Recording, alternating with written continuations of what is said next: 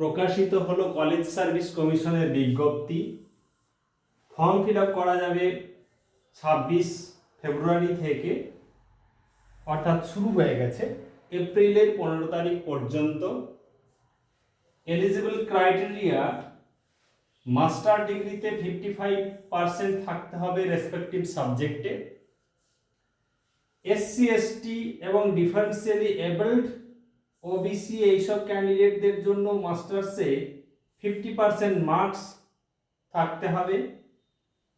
পাশাপাশি net set qualified অথবা PhD, net set অথবা পিএইচডি যে কোনো একটা। পিএইচডি থাকলে, যদি কারো নেট সেট না থাকে তাহলেও চলবে, আবার নেট সেট যদি থাকে সেক্ষেত্রে পিএইচডি নেই তারাও কিন্তু ইন্টারভিউ দিতে পারবে।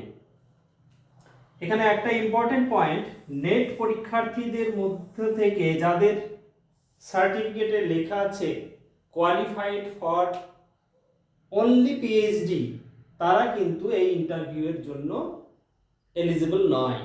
অনলি ফর পিএইচডি যাদের সার্টিফিকেটে আছে তারা এই ইন্টারভিউ দিতে পারবে না।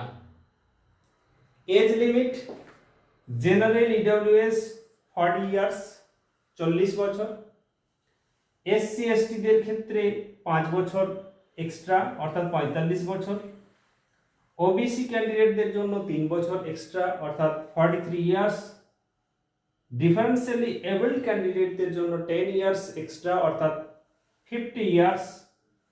রাজ্য সরকারের কলেজ টিচার এসএসসিটি জেনারেল ক্যান্ডিডেট 47 ইয়ার্স, এবং এসসি এসটি হলে আরও 5 বছর এক্সট্রা পাবে, ওবিসি হলে আরও 3 বছর এক্সট্রা, এবং ডিফারেন্সিয়ালি এবলড হলে আরও 10 বছর এক্সট্রা পাবে এই 47 ইয়ার্সকে বেস করে।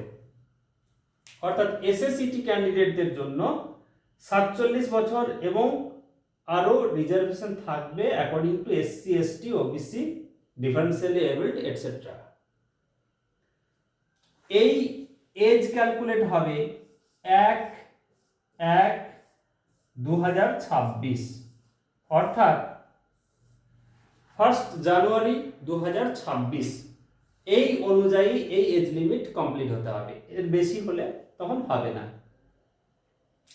এখানে ইম্পর্টেন্ট পয়েন্ট একটা রয়েছে, ইডব্লিউএস ক্যাটাগরি যাদের আছে তারা অ্যাপ্লাই করতে পারবে।